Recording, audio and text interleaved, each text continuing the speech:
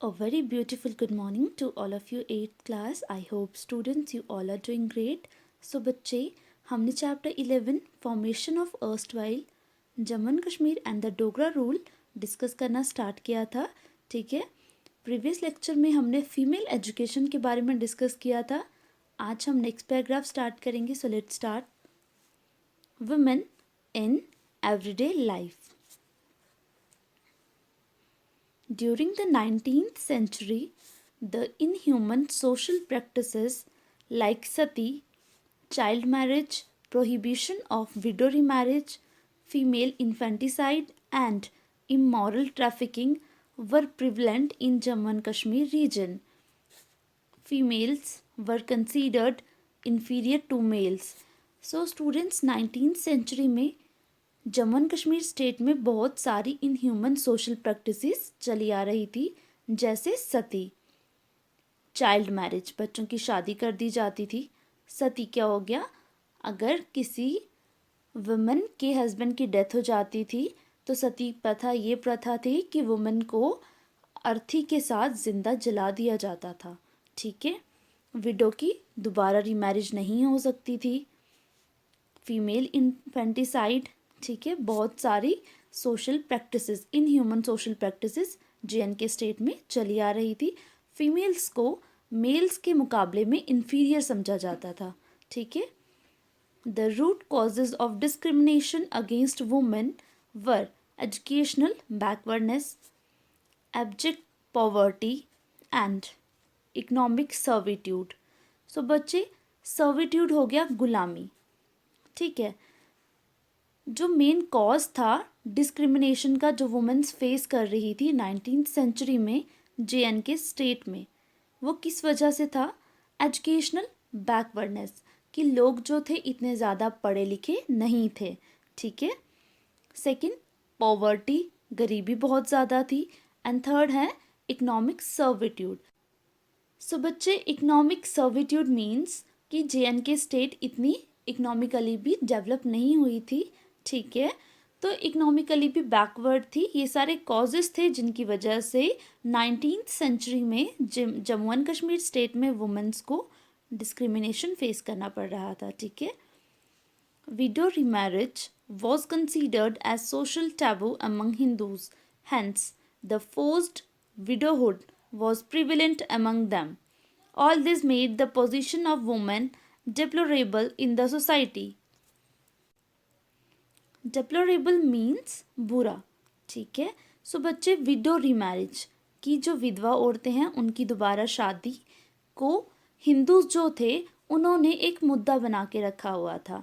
ठीक है, उनका मानना था कि जो विधवा औरतें हैं वो दोबारा शादी नहीं कर सकती हैं. तो बच्चे, ये जो विडोहुड था ये स्टेट में बहुत ज़्यादा प्रिवलेंट हो गया था. ठीक है, बहुत ज़्यादा फैल रहा था और जो वुमेन्स की पोजीशन थी वो बहुत बुरी हो गई थी, सोसाइटी में बहुत दर्दनाक थी. However, Maharaja Hari Singh, on his accession to the throne, took stringent measures to eradicate these evil practices and ameliorate the position of women. सो बच्चे, महाराजा हरि सिंह ने बहुत ज़्यादा स्ट्रिंजेंट होता है बच्चे कठोर. ठीक है, उन्होंने बहुत कठोर मेयर्स अपनाए ताकि वो ये जो ईवल प्रैक्टिसेस सोसाइटी में हैं इनको ख़त्म कर सके, इनको सुधार सके. एमिलियोरेट होता है बच्चे सुधार. ओके, कि वो पोजीशन ऑफ वुमेन्स की पोजीशन में सुधार ला सके. सो बच्चे, उन्होंने बहुत कठोर मेयर्स अपनाए. ठीक है, ताकि वो ईवल प्रैक्टिसेस को ख़त्म कर सके और वुमेन्स की पोजीशन को सुधार सके JNK स्टेट में. ठीक है, A special trust called Dhandevi Memorial Trust was created. This trust extended financial help to the girls at the time of their marriage out of Dhandevi Kanya Fund. So बच्चे, एक trust create किया गया जिसका नाम था धनदेवी memorial trust. ये trust जो था ये फाइनेंशियली हेल्प करता था गर्ल्स की उनकी शादी के टाइम पे. ठीक है, आउट ऑफ धनदेवी कन्या फंड. धनदेवी कन्या फंड में जो भी फंड आता था वो जब लड़कियों की शादी होती थी, ठीक है, जो गरीब लोग होते थे जो अपनी लड़कियों की शादी नहीं करवा पाते थे उनके लिए था. ठीक है, गर्ल्स की फाइनेंशियल हेल्प करते थे ताकि पेरेंट्स उनकी शादी करवा सकें. To prevent child marriage, Maharaja passed infant marriage prevention regulation in 1928 AD. Child marriage की बच्चों की शादी ना हो, ठीक है, चाइल्ड मैरिज को रोकने के लिए महाराजा ने infant marriage prevention regulation act पास किया, ठीक है, कब किया? 1928 AD में. Widow Remarriage Act and Property Regulation of 1931 AD gave liberty to the widows to remarry and live their lives according to their own will. So बच्चे window remarriage act भी पास किया गया 1931 में, ठीक है, जिसमें फुल फ्रीडम दी गई विधवा औरतों को कि वो दोबारा से शादी भी कर सकती हैं अगर वो चाहती हैं तो, और वो अपनी ज़िंदगी ऐसे गुजार सकती हैं जैसे वो चाहती हैं, ठीक है, उनको किसी के दबाव में आने की कोई ज़रूरत नहीं है, वो अपनी मर्ज़ी से अपनी लाइफ जी सकती हैं. कौन? विडोज़. ओके.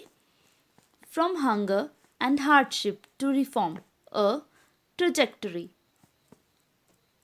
सो बच्चे, from hunger and hardship to reform, भूख और कठिनाइयों से सुधार तक, ठीक है. फ्रॉम हंगर एंड हार्डशिप, इस पैराग्राफ में हम डिस्कस करेंगे भूख और कठिनाइयों से सुधार तक का सफ़र. And trajectory means a curved path. Okay. The land was mostly owned by the Maharaja or the landowners. A large majority of rural population was landless and lived in abject poverty. So बच्चे, उस time पे land कौन खरीदता था, कौन आउन करता था? या तो महाराजा या तो लैंड ओनर्स. और जो लार्ज मेजॉरिटी थी रूरल पॉपुलेशन की वो लैंडलेस थी, उनके पास कोई ज़मीन नहीं थी, ठीक है, और वो अपनी ज़िंदगी कैसे जी रहे थे? पॉवर्टी में. एब्जेक्ट पॉवर्टी मीन्स बहुत ज़्यादा गरीबी. They toiled on the lands of the landowners and had to pay such high taxes that hunger and starvation became more or less a regular affair. So बच्चे, toiled होता है hard work करना, work very hard, ठीक है. जो बच्चे landless labourers थे वो लैंड ओनर्स की ज़मीन पे काम करते थे, ठीक है, काम करने के बावजूद भी उनको ज़्यादा टैक्स पे करना पड़ता था. किसको टैक्स पे करते थे? वो लैंड ओनर्स को, ठीक है, जिसकी वजह से वो हंगर और स्टार्वेशन का शिकार हो रहे थे, ठीक है.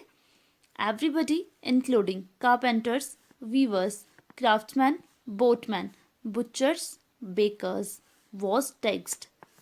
हर एक पर्सन, चाहे वो कारपेंटर हो, चाहे वो बेकर हो, चाहे वो कश्ती चलाने वाला हो, कोई भी हो, वो सारे टैक्स के नीचे दबे हुए थे, सबको टैक्स पे करना पड़ता था, ठीक है, वो भी high tax. Production of silk, saffron, paper, tobacco, wine and salt as well as the sale of grains was the monopoly of the state. Monopoly होता है एक अधिकार. अगर फार्मर्स किसी चीज़ की भी प्रोडक्शन करते थे, चाहे वो सिल्क हो, सेफ्रॉन हो, पेपर हो, ठीक है, इस सब पे अधिकार किसका होता था? स्टेट का, ठीक है, स्टेट के या महाराजा का या लैंड ओनर्स का. क्योंकि उस टाइम पे क्या था बच्चा, लोग बहुत ज़्यादा गरीब थे, ठीक है. लोग जब लैंड ओनर्स से खाना मांगने चाहते थे तो वो बोलते थे कि अपनी ज़मीन को आप गिरवी रखो, तो बेचारे गरीब इंसान ज़मीन को गिरवी रख लेते थे, ठीक है. तो बच्चे, जिसकी वजह से उसी ज़मीन के ऊपर जो फार्मर्स हैं उनको हाई टैक्स पे करना पड़ता था. ऐसे क्या होता था, उनकी ज़मीन भी उनके हाथ से निकल जाती थी और उनको कोई पैसा भी नहीं मिलता था, जिसकी वजह से वो मजबूर हो जाते थे लैंड ओनर्स की ज़मीन पे काम करने के लिए, ठीक है, और इसकी वजह से उनको अपनी लैंड का जो है वो हाई टैक्स पे करना पड़ता था. The sahukari system and force labour, begar were the basic causes of the exploitation of the common masses and remained the pronounced features of this region till 20th century. Beggar. Beggar means the cruel practice of forced labor prevalent in Kashmir during Dogra regime.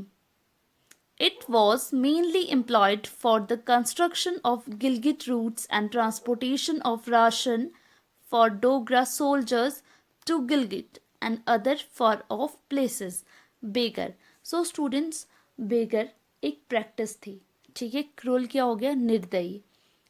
ये practice थी जिसमें labours जो हैं उनको force किया जाता था कि वो क्या करें, जो गिलगिट, ठीक है, गिलगिट जगह का नाम है, गिलगिट में जो उस टाइम पे सड़क की कंस्ट्रक्शन हो रही थी, लेबर्स को वहाँ भेजा जाता था कंस्ट्रक्शन के लिए, ठीक है। और गिलगिट पे जो सोल्जर्स उस टाइम पे अपनी ड्यूटी दे रहे थे, उन सोल्जर्स को खाना पहुँचाने की ड्यूटी भी लेबरर्स को दी जाती थी, ठीक है, और उसके बदले में उनको कोई पैसा भी नहीं मिलता था। सो बच्चे, ये होता है बेगर। साहूकारी सिस्टम और forced labour were the basic causes of the exploitation. So बच्चे, साहूकारी सिस्टम और फोर्स्ड लेबर, जिसको बेगर भी कहा जाता है, ये मेन कॉजेज थे एक्सप्लॉयटेशन के, ठीक है, till 20th century. 20th century, 19th century से लेकर 20th सेंचुरी तक जो मेन कॉजेज थे जिसकी वजह से लोग एक्सप्लॉइट हो रहे थे, वो कौन से थे, sahukari system and forced labour. The practice of beggar was most prevalent for meeting the requirement of supplies during the military campaigns and construction of routes towards the inaccessible and difficult terrains like Gilgit. So बच्चे, जो practice थी बेगर की वो बहुत ज़्यादा prevalent थी, ठीक है, for meeting the requirement of supplies during the military campaigns, ठीक है। गिलगिट में जो सोल्जर्स थे उनको खाना पहुंचाया जाता था, किसके द्वारा, फोर्स्ड लेबर के द्वारा, जिनको हम बेकर भी कह रहे हैं, ठीक है। और जो रूट्स की कंस्ट्रक्शन हो रही थी, ठीक है, वहाँ पे भी उनको भेजा जाता था, और जगह का नाम कौन सा है, Gilgit. These two evil practices exorbitant. Exorbitant होता है बच्चे मोर एक्सपेंसिव, बहुत ज़्यादा महंगा, ठीक है। Exorbitant rate of taxation and beggar remain the major grievances of the masses of Kashmir. So बच्चे, two main practices, पहला कि high rate of interest पे करना पड़ता था, एंड दूसरा beggar, ठीक है, मतलब forced labor। ये दो मेजर शिकायतें थी किसकी, कश्मीर के लोगों की, ठीक है, grievances of the masses of the Kashmir. Kashmir में जो लोग रह रहे थे, जो मासेस रह रहे थे, उनकी जो शिकायतें थी वो मेन कौन कौन सी थी, कि उनको हैवी रेट ऑफ टैक्सेशन पे करना पड़ता है लैंड ओनर्स को, एंड दूसरा फोर्स्ड लेबर। सो बच्चे, आज हमने डिस्कस किया women in everyday life and from hunger and hardship to reform, ठीक है। That's all for today's video. अगर आपको आज के वीडियो लेक्चर में कोई भी डाउट होता है तो आप अपने डाउट सेशन में अपने डाउट्स क्लियर कर सकते हो। Okay class, thank you and have a nice day.